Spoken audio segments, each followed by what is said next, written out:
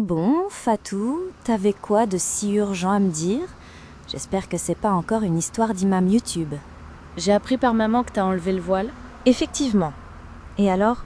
Mais pourquoi? Je prie, je jeûne, je fais mes invocations. C'est déjà suffisant. Le reste, que des détails. Si tu veux porter le voile, bah porte-le. Tu peux aussi. Mais bon, écoute, le prophète sallallahu alayhi wa sallam a dit dans un hadith authentique « Aucun de vous ne croit vraiment tant qu'il m'aime pas pour son frère ce qu'il aime pour lui-même. Moi, je veux le paradis. Et je voudrais que tu viennes aussi. » Ok, donne-moi une bonne raison pour que je le remette. Juste une. Je t'écoute. Non, c'est pas à moi de te convaincre. Mais je vais te faire un rappel, parce que le rappel profite aux croyants. Sourate 51, verset 55. Vas-y, je t'écoute. T'as la scène, Madame la prêcheuse. Ma sœur bien-aimée en Allah, je te fais ce rappel avec amour et bienveillance, non pour juger, mais pour rappeler la beauté de l'obéissance à Allah Azawajal. Ton voile n'est pas un simple tissu, c'est une preuve d'amour, de foi et de loyauté envers celui qui t'a honoré en te choisissant pour l'adorer.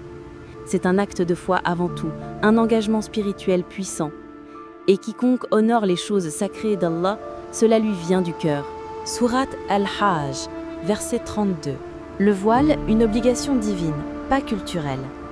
Allah Azawajal dit clairement et dit aux croyantes de baisser leur regard, de garder leur chasteté et de ne montrer de leurs atours que ce qui en paraît, qu'elles rabattent leur voile shimar sur leur poitrine. Sourate Al-Nur, verset 31. Ô prophète, dis à tes épouses, à tes filles et aux femmes des croyants de ramener sur elles leur grand voile. Sourate Al-Ahzab, verset 59. Le hijab est une obligation religieuse et non une tradition. C'est Allah qui l'a prescrit et nul n'a plus de droit sur toi que ton Créateur. Mais pourquoi ton sœur enlève le voile? Parfois, à cause de déceptions sentimentales, de pression sociale ou familiale, d'un manque de soutien ou de connaissance, d'un désir de plaire, de se sentir libre ou moderne. Mais ma sœur, la vraie liberté, c'est d'être esclave d'Allah seulement. Le monde veut que tu t'exposes, qu'on te regarde, mais Allah subhanahu wa ta'ala veut que tu sois préservé, respecté, élevé. Ton voile est ta force, pas ta faiblesse. Le prophète sallallahu alayhi wa sallam a dit « La pudeur ne donne lieu qu'à du bien », rapporté par Al-Bukhari et Muslim. Et il a dit « Il y aura dans ma communauté des femmes habillées mais nues, elles ne rentreront pas au paradis », rapporté par Muslim. Ce monde est temporaire, les modes changent, les regards passent, mais chaque jour où tu portes ton hijab par amour pour Allah est inscrit dans ton livre de récompense.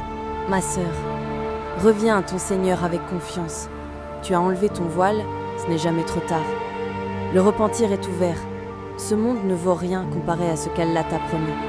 Ô mes serviteurs qui avez commis des excès contre vous-mêmes, ne désespérez pas de la miséricorde d'Allah.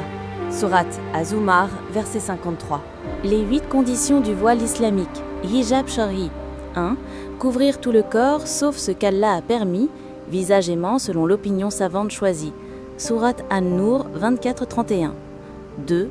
Ne pas être une parure en soi, pas de vêtements voyants ou attirants. Sourate An-Nur 24-31. Ne montrez pas vos atours. 3.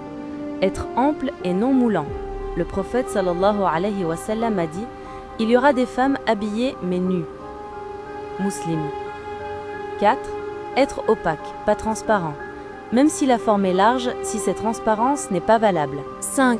Ne pas ressembler aux vêtements des hommes. Le prophète sallallahu alayhi wa sallam a maudit les femmes qui imitent les hommes. 6. Ne pas ressembler aux habits des non-musulmanes. Le prophète sallallahu alayhi wa sallam a dit « Celui qui imite un peuple en fait partie ». Abu Daoud. 7. Ne pas être parfumé. Toute femme qui sort parfumée est comme une fornicatrice. An-Nasa'i. 8. Ne pas contenir d'ornements ou décorations visibles. Même les motifs voyants sont à éviter. Dernier mot, du cœur au cœur. Ma sœur, t'es une servante d'Allah, pas une esclave du regard des gens.